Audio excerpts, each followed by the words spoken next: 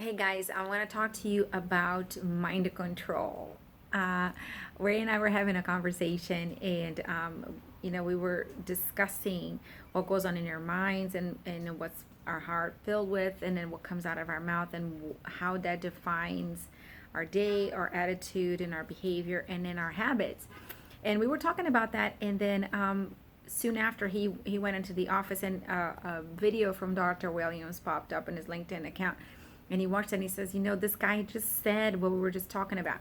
And so I've thought this is an obedience moment where I want to share what we talked about, and maybe not only leave this for myself, for my memories to come back, and myself to revisit this thought, but also for you, if that can help you in any way. So Romans 12:2 talks about for us not to be conformed to this world, but be transformed by the renewing of our mind, that by testing we can discern the will of God, what is good and acceptable and perfect. And so when you transform your mind, you can test. You are able to, the testing and the discernment of the will of God. And so if we are to really renew our minds, to really understand how our minds naturally behave, and then renew it to behave in a way that where the will of God is present, where the will of God is king, where the will of God is manifest, because we took the time to renew our minds. He's telling us, he's not saying it would be great if you don't conform to this world. He says don't. And so it's a commandment. In Philippians 4, it says, whatever is true, whatever is noble, whatever is pure, lovely, admirable, anything is excellent and praiseworthy. Think of these things. So we know that, but we don't exercise that. And so what we do is we focus on the things that naturally come into our minds. And sometimes, especially if we are if we're warriors, or if we generate naturally that concern, we forget to remember these important commandments. Think of these things. It's not like it'd be great if you could think of these things. No, it's a commandment again. It's think of these things. And so I'm going to give you an example. I have raised 3 kids, and they're now grown, and I don't have them in my arms or in my stroller anymore. They're out in the world doing things. My 2 boys live in California, which right now is not a very amazing place to live. At one point, we lived in California. We loved it. For today, is a dangerous place to live. And so as I think about my children, knowing that they are covered by the blood of Jesus, and they are protected because God is in control, I don't worry about them. I think about them, and when I think about them, I think in gladness. When I pray for them, I don't pray. This is what I hear dear friends saying. This is an example, okay? I'm using my children as an example, but you can insert your situation right here. God, I pray that my children don't get murdered, or I pray that my children don't get hit by a robber. I pray that I pray that my children don't get sick with COVID. So those are good things for you, not to wish to your children to be safe in that manner. But instead of, so this is a way that you can think.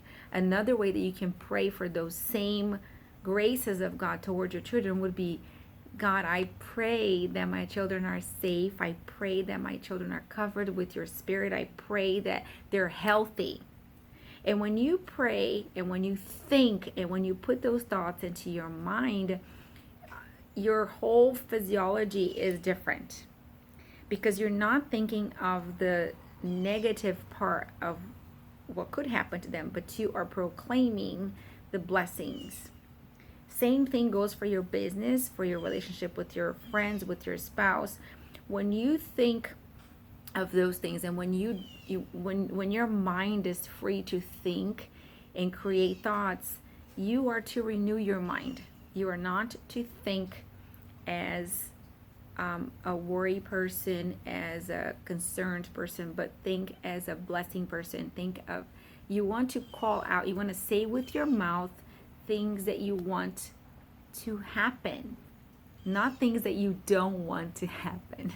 Okay. And so what happens when I homeschool our kids, I'm not a teacher, I'm not a professor, I'm not anything. So when I started teaching my children, I was very curious to see how the brain works and how the brain receives information. How is it that our bodies receive that information, not only through the brain, but all the senses are involved in retaining information. So I did a lot of studying. I read through Charlotte Mason, and I read through neurologists, and I read through all kinds of stuff that helped me understand how the brain not only emotionally receives information, but also physically. Like, there are spaces in your brain that creates a memory bank that every time you repeat that action, it creates a logical step for you to follow every time you do that activity.